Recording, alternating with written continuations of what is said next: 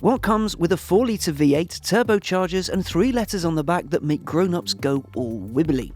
How's about the new Mercedes-AMG E63? Yeah, sounds about right. Mercedes launched the E-Class early in 2016 and it is a truly brilliant car. Very clever, very competent ace, but this is the one I've been waiting for, the AMG, the one that brings the fast car game to BMW and Audi. The new car comes in 2 states of tune, E63 and E63 S. The former gets 563 brake horsepower and 552 pound-foot, while this one, the S, gets a tweaked version of the same engine and produces 604 brake horsepower and 626 pound-foot.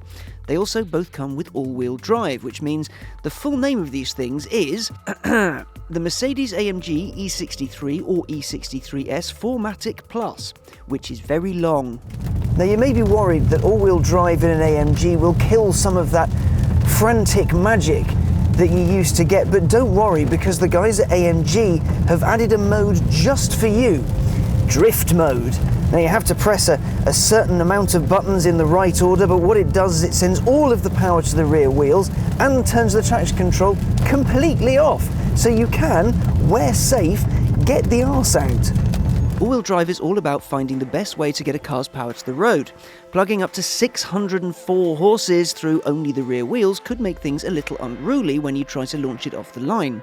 The E63 S, because of its grippy 4-driven wheels, will hit 62 miles an hour from rest in just 3.4 seconds, making it the quickest AMG has ever produced. Now the E63 S's top speed is 155 miles an hour.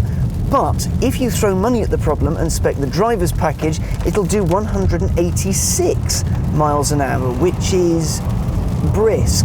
It's quite fast. But if you're worried that the 4-litre V8 with turbochargers and a very high top speed will kill MPG, well, don't be, because when you're cruising on the motorway, it'll shut off 4 of its 8 cylinders, so you can keep MPG high and fuel bills low. And also, if you're going between, say, 37-ish and 100, it'll deconnect the clutch and the gearbox from the engine and coast the car. That's clever stuff. Both the standard E63 and E63S come with a 9-speed automatic gearbox, which is remarkably smooth and very pleasant. Now, the E63, the base one, if you can call it base, gets a regular mechanical differential, but the S gets a faster acting electric one, and both cars get the latest version of Mercedes' magic body control ride to keep it nice and level in the corners.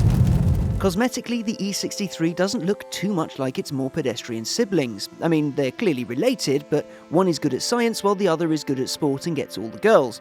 And because old Beckermere has a wider track, it gets flared wheel arches, and also a new grille, a bonnet with bulges, bumper and fenders, and spoilers, wings, quad exhausts, etc. It's a bit of a beast.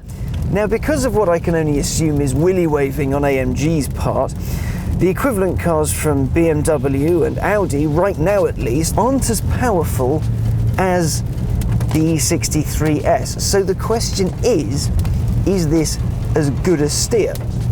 Let's start with one of the irritating things first. One negative about this that really surprised me is on the motorway. I was driving along to the first place we were going to shoot, and there was so much tyre noise and wind noise, which seems a bit odd. Maybe it's the fact this has got massive alloys on it and very thin tyres. Perhaps it's that, but there was a load of tyre roar and it was quite off-putting, because say you get into a new 5 Series, it's silent as you like. Then there's the infotainment side of things. Now, the fact this has got 2 12.5-inch massive screens displaying a wealth of information is fantastic, but controlling either of them isn't the easiest thing in the world. So you've got Mercedes' command system with only one M, which is a bit stupid.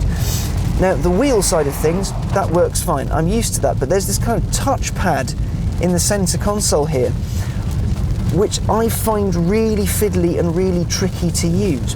But what this thing is all about is going immensely quickly. So if we break this down, the steering, it feels great, but a little bit springy and then a touch vague on turning. But as you go and as you power out, it starts to feel a little bit better. I think that's a side effect of having all 4 wheels driven, whereas in the old cars, it was very pure and you got great feedback from it.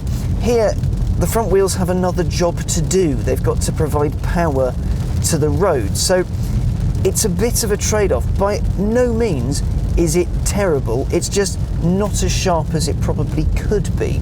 Now the brakes, the E63 S gets bigger brakes than the standard E63. Carbon ceramics are an option as well. Now the pedal, you get great feedback and great feel through it. You can modulate it really easily and you can really get a feel for what the car's up to. Then there's the power. More than 600 horsepower, north of 620 pound-foot. Good God, this 4-litre turbocharged V8 is fast. It's so quick. There's very little perceptible turbo lag. There's very, very little, if any at all. This thing is absolutely savage. Put your foot down and you're pinned into the back of your seat. It accelerates so hard and so fast.